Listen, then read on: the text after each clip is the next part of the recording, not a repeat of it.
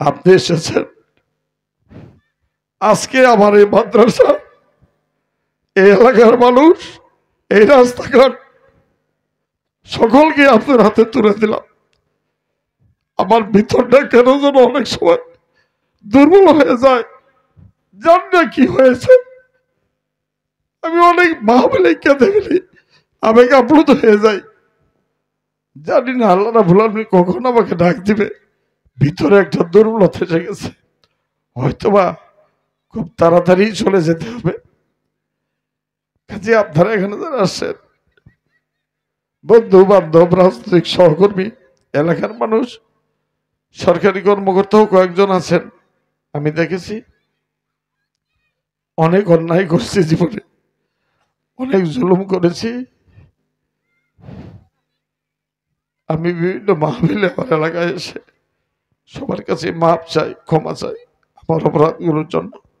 আজকে আপনাদের সকলের কাছে আমার জীবনের সমস্ত অন্যায় ভুল ত্রুটিগুলো, জুলুম অত্যাচারগুলো আপনাদের কাছে ক্ষমা চাই, মাপ চাই।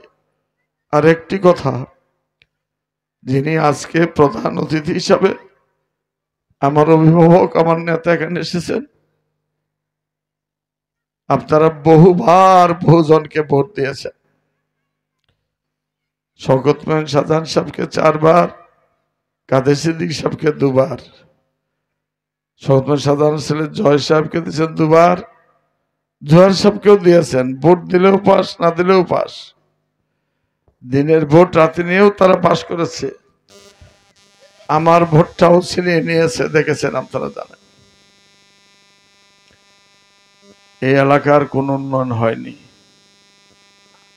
সকল এলাকায় রাস্তাঘাট আছে, কিন্তু বৃহত্তর 3 নং ওয়ার্ডের কোন উন্নয়ন হয়নি। কারণ একটাই, এই হতভাগা, এই অপরাধীর কারণে এই এলাকায় কোনো রাস্তাঘাট হয় নাই। কারণ আমার অপরাধ, আমি বিএনপি করতাম। সকল এলাকায় রাস্তা আছে, আবার এই এলাকায় কোনো রাস্তা নাই। সেজন্যই আমার সকল দাবি, সকল অভিযোগ আমার নেতার কাছে বলেছিলাম। তিনার পরামর্শে, তিনার সহযোগিতায় তিনি সকল কিছু বলে দিয়েছেন অফিসারদের, যার কারণে আজকে এই রাস্তাটা সম্পূর্ণ পাকা হয়েছে। এ মাসেই টেন্ডার হবে, আগামী সপ্তাহে। আজকে ইঞ্জিনিয়ার সাহেব এই মাঠে এসেছিল, আপনারা অনেকেই দেখেছেন। সখীপুর উপজেলার ইঞ্জিনিয়ার সাহেব এখানে আসছিলেন,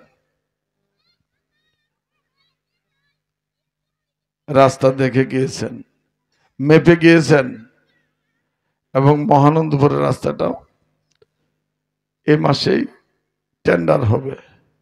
সকল কিছুর অবদান আমার অভিভাবক, আমার নেতার। কাজেই আপনাদের কাছে অনুরোধ করব, বহুজনকে তো ভোট দিয়েছেন, পেয়েছেন কি? আজকে অনেকেই আবার বলছেন রাস্তায় এত ধুলাকে আসা যায় না। তো এত ধুলা তো সখীপুরের অন্য কোনো এলাকায় নাই। সেই ধুলো, সেই কাদাগুলো দূর করার জন্য মূল নায়ক যিনি, সেটি হলেন অ্যাডভোকেট আহমেদ আজম খান। সেই অ্যাডভোকেট আহমেদ আজম খান আজকে এসেছেন। আমি তার সামনে আপনাদের কাছে আমার জীবনের শেষ চাওয়া, আমার জন্য জীবনে কোনো কিছুই আপনাদের কাছে চাবো না, শুধু আমার জীবনের শেষ চাওয়া, আমার নেতা, আমার অভিভাবক, যার সান্নিধ্যে আমি অনেকটাই শান্ত হয়ে গেছি, ক্ষান্ত হয়ে গেছি। আমার হাত পা যিনি শিকল দিয়ে বেঁধেছে, একসময় গরম হয়ে যেতাম, রাগান্বিত হয়ে যেতাম, এখন আর সেই ক্ষমতা আমার নাই। তিনি আমার হাত পাটাকে শিকল দিয়ে বেঁধে ফেলেছে। আমার সেই নেতা, সেই অভিভাবক আজকে এসেছে। আপনাদের কাছে আমি শেষবারের মতো একটি করে ভোট ধানের শীষ মার্কায় আমার নেতার জন্য আপনাদের কাছে ভিক্ষা চাচ্ছি। আপনারা কি সবাই আমার কথাটা শেষবার মতো রক্ষা করবেন? সবাই কথা দিলেন? আমি বললেও তৃপ্তি পাবো, কারণ শত যন্ত্রণা, অত্যাচার, নির্যাতন, অবহেলা সহ্য করে বদ্ধ চলে এসেছি, একটু আশার সঞ্চার দেখতেছি। যদি আপনারা দয়া করে মায়া করে অতীতের সকল এমপি মন্ত্রীদের কার্যক্রমগুলো দেখেছেন, সেইগুলো চিন্তা চেতনা করে যদি এই অবহেলিত এলাকার কথা চিন্তা করে একটি ভাত ধানের শীষ মার্কায় আমার নেতাকে ভোট দেন, ভোট দিয়ে যদি এমপি বানিয়ে সংসদে পাঠাতে পারেন, তিনি শুধু এমপি হবেন না, একজন বড় মাপের মন্ত্রী হবেন। বাংলাদেশে বাংলাদেশ জাতীয়তাবাদী দলের যে কজন বড় মাপের নেতা আছে, হাতে গোনা কয়েকজনের মধ্যে আমার নেতা, আমার অভিভাবক একজন। আপনারা সবাই জানেন, সবাই যাকে টক শোতে দেখেন, যা পরিবারের সবচেয়ে দূর সময়ে যিনি তাদের পাশে থেকে হাল ধরেছেন, আইনি লড়াই করেছেন, সেই প্রিয় নেতা 10টা মন্ত্রী হইলেও বাংলাদেশে একটা আজম খান সাহেব হবে। কাজেই আমরা যদি একটিবার এমপি বানাতে পারি, আমরা একটা মন্ত্রী পাবো।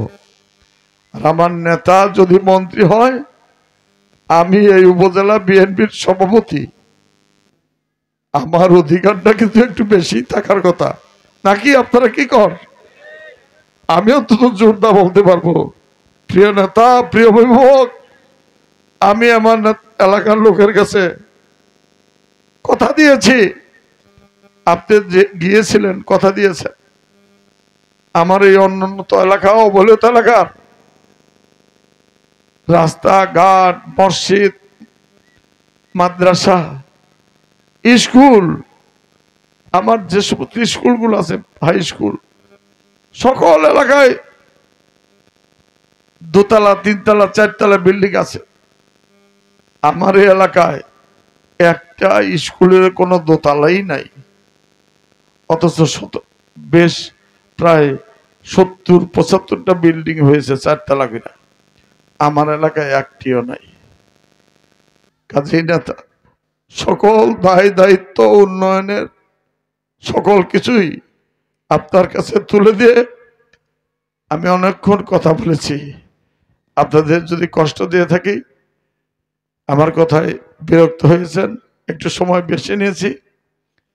আমার নেতা অনেক ব্যস্ত মানুষ, সারাদিন ঘুরে ঘুরে এখানে এসেছে, গলাটাও বসে গেছে। আমি যে পরিশ্রম করি, আমার সাথে ডাবল পরিশ্রম করে তিনি। সারা বাংলাদেশের বিভিন্ন বড় বড় শহরে বিভাগে তিনি ঘুরে বেড়ান, চট্টগ্রাম সহ বড় বড় বিভাগে। এই সপ্তাহে আরো 3-4টি প্রোগ্রাম আছে বড় বড় বিভাগে, আমি জানি। তার মধ্যেও এখানে এসেছেন। আমার শেষ কথাটি আপনাদের কাছে, আমার নেতা, আমার অভিভাবকের জন্য আবারও আপনারা প্রাণ খুলে, মন খুলে আল্লাহ রাব্বুল আলামিনের কাছে দোয়া করবেন। আল্লাহ যেন আমার নেতাকে হায়াত দারাজ করেন, তার সুস্বাস্থ্য দান করেন, তাকে সুস্থ রাখেন এবং মানুষের খেদমত করার জন্য তৌফিক দেন, এবং এই অনুন্নত অবহেলিত এলাকার উন্নয়ন করার জন্য যেন তিনাকে আল্লাহ রাব্বুল আলামিন সুযোগ দেন। এই বলে আমার কথায় সকল ভুল ত্রুটি ক্ষমা চেয়ে, আমার জন্য দোয়া চেয়ে, আপনাদের সকলের জন্য মহান রাব্বুল আলামিনের কাছে প্রার্থনা করি, আল্লাহ রাব্বুল আলামিন এই জালিসুর রহমান বেহেশতের বাগানে যারা আজকে উপস্থিত হয়েছেন, তাদের সকলকে তুমি সুখে রাখো, শান্তিতে রাখো, তাদের সকলের পরিবার পরিজন শান্তিতে রেখো। এই দোয়া চেয়ে আমি আমার কথা এখানে শেষ করছি। খোদা হাফেজ। বাংলাদেশ জিন্দাবাদ। আপনাদের সকলকে ধন্যবাদ। এখন